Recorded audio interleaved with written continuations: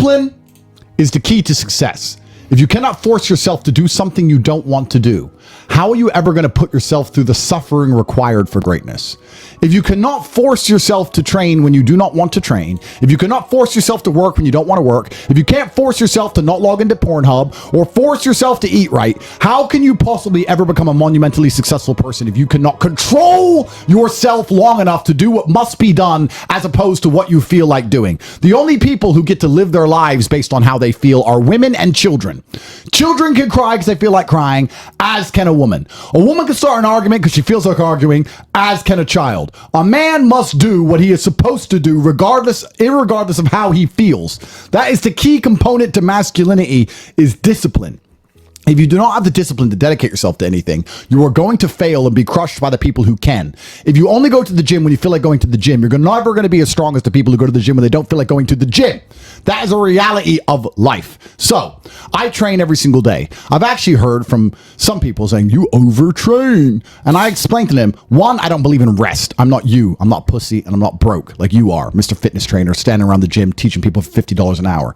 I don't need to listen to you. Secondly, I don't train because I want to get bigger. I train every day because it is difficult to train every day. It hurts. I don't want to. I wake up and I'm busy. I have other things to do. I don't feel like doing it. So I force myself to do it 7 days a week, 365 days a year, so that I know I'm the kind of person who can do what he doesn't want to do when it needs to be done. I am that man. And it's more of a mental exercise than a physical exercise at this point. How can you ever outcompete me if I can force myself to do the things I don't want to do and you cannot? Discipline is absolutely essential for success, and you need to get very comfortable and very used to the idea of understanding that on your path to greatness, there are going to be long periods of time where you hate what you are doing, where you are dissatisfied with the actions you must undertake, where you are tired, where you are stressed. That is why it is difficult. That is why most people won't make it. If the path was easy, everybody would walk it and it would lead nowhere. 100 people start the path, 99 fall off because it is difficult, and the one person who makes it to the end gets the gold. If all 100 made it to the end and the gold was divided by 100, it wouldn't even be worth anything. The difficulty gives it value. The fact that it is difficult to do is the key component into the fact you want it in the first place. If it wasn't difficult, everyone would have it and you wouldn't want it because no one would respect it. It's supposed to be hard. Life is supposed to be hard. You're supposed to think this is terrible. You're supposed to suffer and smile through the pain regardless. Discipline is the key to success in all realms as a man. And if you lack it, you stand no chance. I've sent an email today, and if it hasn't arrived in your email inbox yet, it will arrive shortly. If you're not on my email list, I don't know what planet you live on. It's completely free. It's at CobraTate.com. And the email states you can give most people a roadmap to success. You can give them a Ferrari with a full tank of gas, and a lot of people still wouldn't make the destination because they would say the drive is too far away. Quitters, they don't have the discipline. You can tell them exactly how to do it. You can give them the mechanism to get there, but they don't have the discipline to complete the drive and end up at the destination. That is the majority of Earth. This is your competition. People who, even if they are told what to do and people tell them exactly how to do it and help them do it, still quit, still fail because they lack discipline. Even me, with my monumental powers and unlimited Aikido, I can't make a quitter successful. It doesn't matter how good I am. It doesn't matter how easily I make it for them to succeed. It doesn't matter how compendious and concise and powerful the real world is. It doesn't matter how much I text them and motivate them, how many emergency meetings I do to try and talk to them and hype them up, how much motivation I give them. It doesn't matter what I do. If they are a quitter, guess what they're going to do? They're going to quit. No matter how simple the map is to read, no matter how fast a Ferrari is, somewhere along the drive, the sun's going to get in their eyes, and they're going to sit there and go, I don't like this, this is hard, and they're going to quit. Quitters are the number one type of people that nobody can help. If you're a quitter, I can't help you. Life can't help you. God himself cannot help a quitter. So if you lack discipline, you lack the very basic building block to any type of success which exists on the planet. By every single metric which can be measured with science, you are going to stay a loser and a failure. Imagine you're engaged in mortal combat against me, the top G. Somehow, grace from God, a miracle, you have managed to survive longer than a few seconds. You have me in a chokehold and I have you in a chokehold. Both of us are losing air. You're sitting there struggling, understanding you're in pain, about to pass out, wishing you could breathe, and you look across at me, and I'm smiling. Do you understand? I don't care. I'm happy to be struggling. I wanted to fight. You wanted to win. I wanted to fight. That's the difference. You're concerned with winning. I wanted to just fight. And we're fighting.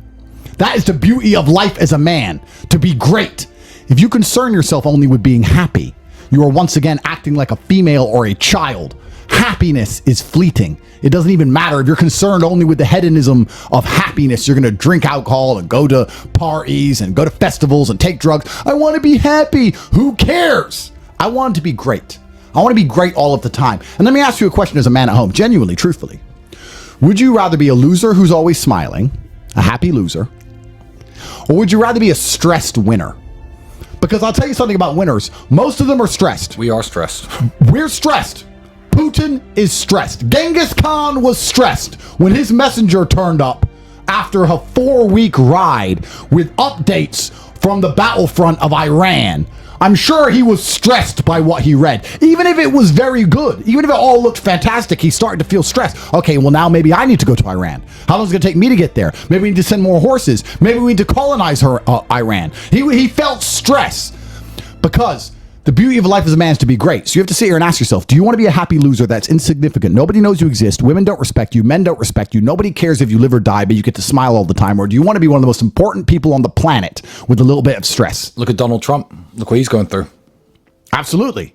Super stressed. And how old is he? 76 years of age? Going through a matrix attack like we've never seen. Imagine a man's lived his entire life without ever committing any crimes. And now suddenly there's indictments and charges coming out of nowhere. He's trying to run for president at the same time.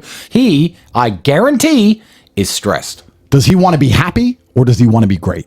Because he's got billions of dollars. He could just drop out of the presidential race, go and move to St. Kitts, live in a big mansion. He can go to the beach. Yeah, easy. He can go be happy. He can get a little cocktail, a little umbrella. But he doesn't, because that's not the way Donald Trump is wired. He is a champion and he's a fighter, and he is dealing with the stress to become the world's most powerful man once again. He would have never gotten to where he is if he was the kind of person who was concerned about being happy. Ever. He didn't care about being happy. Being happy is for children and women. He wanted to be great, and that requires stress in the first place. That's the exact point. So forget about this garbage of I want to be happy. I don't feel happy. Happiness. I get these messages all the time. How do I feel happy as a man? You're not supposed to be happy. You're supposed to be monumentally influential and capable.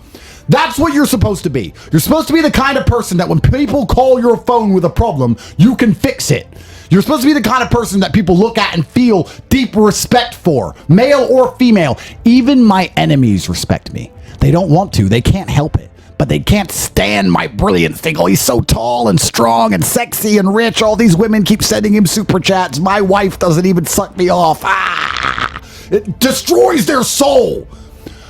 I am brilliant because I've decided to be brilliant. And if I have to sacrifice happiness to be brilliant, then that's fine. You know what the great thing about it is? You know what's amazing what God gives, how the whole world becomes full circle? If you stop caring about being happy and you start caring instead about being great, guess what you end up being? Great. Along with great. And you know what? Yeah, happy.